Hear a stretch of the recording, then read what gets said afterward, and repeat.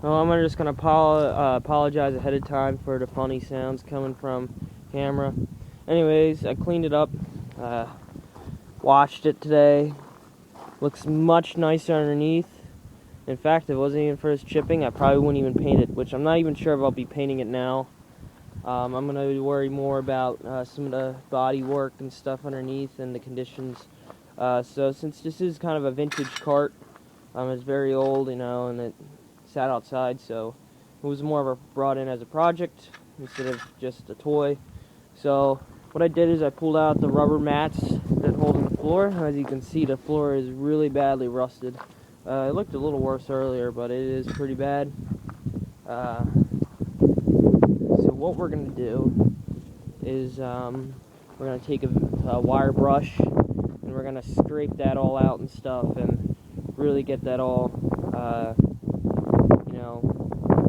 as best of us we can.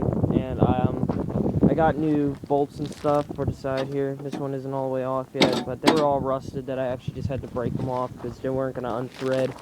And even if I did try to unthread them, they'd break. Unfortunately, I used screws. Sorry.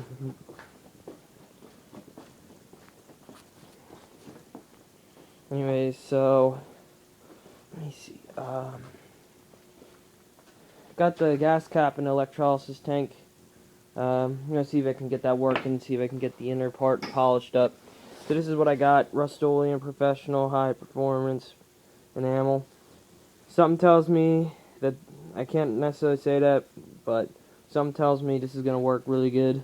If not, it's really only just to protect it. But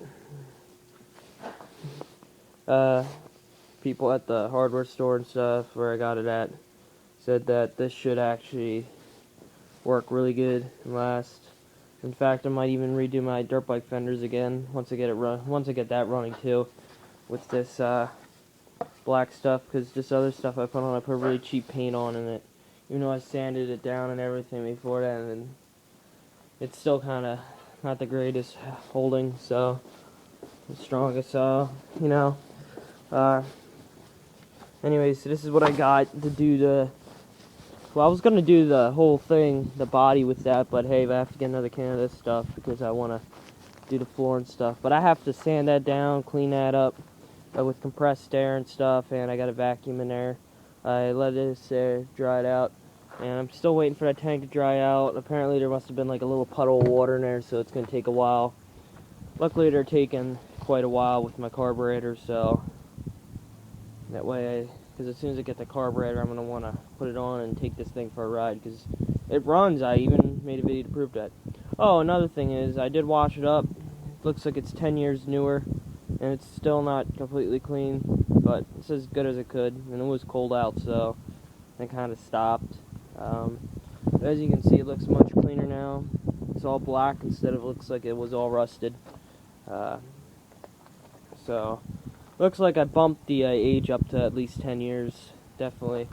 I bet you would have been. We actually got this golf cart for $71. My grandfather bought it for me for $71. That was it. There was other ones that were running that were in worse shape, and they were going for like $600 or something like that. But this one cost $700. And I tell you what, he got a good deal on it. And he said when he bought it, he was like, "Hey, I know a mechanic that can get this running." So yeah, I guess I'm pretty sure that the mechanic was me. So anyways, I got everything set up on that. I got all the wiring figured out. It took me a while, but got that set up, and everything's done. As you can see, had to replace some of the wiring, and surprisingly that solenoid was good.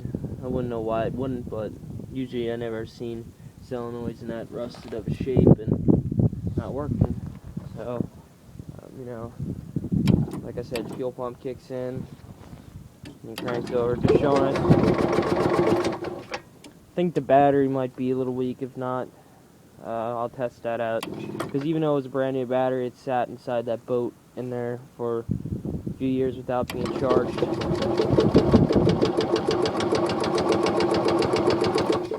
It cranks over, but kind of hesitates a little bit, so we'll have to see how this thing runs. I know usually you want a good battery, so that way as soon as you get in, and as soon as you push down a pedal, it fires right up, because that's how they're designed. Here's one question I have for you guys. If you guys own any of a golf cart like this, it still continues to get spark when I set this over into center, and the fuel pump still runs. So I know it will run when I turn this to the center, although I'm not so sure if it's supposed to do that or if it's wired up incorrectly from the previous owner, because I haven't changed any of the wiring down underneath here.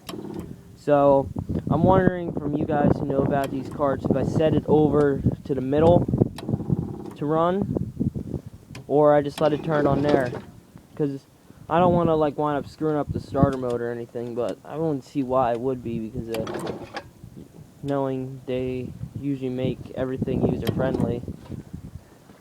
But anyways, I'm just curious. This is a question I want to ask, you know, not that I fuck anything up. I'll tell you what, it was really warm earlier. Now I'm wearing a winter jacket, plus my coveralls underneath here, and I'm still freezing cold. Where did the warmth go? It was so freaking warm earlier. Now, it was probably close in the 60s. More than that, and yet I was warm with the breeze going, and I wasn't wearing anything. Now I'm freezing my ass off. I hate when stuff gets like that. Anyways, I bought a bunch of new bolts at the hardware store, stainless steel and all other stuff. So we'll get these rims here mounted on. I was able to pull that one off. I pulled that, but this one here, pieces that hold on this front panel here, I'll put them bolts in, even though I'll be taking this panel off to paint it. And I've been looking on eBay for headlights, still can't find any, so I'll have to probably look harder for maybe some brand new ones. I know a golf cart place that can get me. I think they're the same headlights that you find on the Easy Go, but that's the ones that were on here.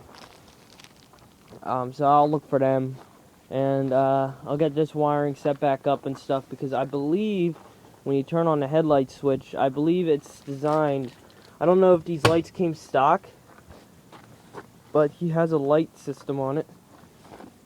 If you look, this wire here going across, from what I know, this was actually once a wiring system that went over to here. Now I can rewire this up, but I'm wondering, I bet you he had this wired all the way up to the front, and I can't find the headlight wires, so something tells me that unless I'm just overlooking something, those headlights aren't hooked up anywhere and need to be rewired up, unless this is it here, which I think for some reason that just goes around, which actually, no, it probably very well could be, because this actually goes up to the battery here, and considering negative is ground, so there's probably only one wire going to that, and then the wire is connected up here, and this switch actually probably controls that wire there.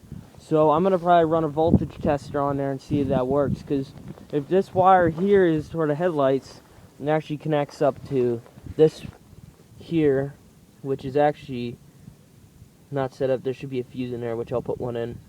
I know a lot of people who do that. You should never do that, but and then that goes in here, and it connects directly up to this terminal, which makes sense. It actually should connect down here to the solenoid, but people do this anyways, which I'll change that around.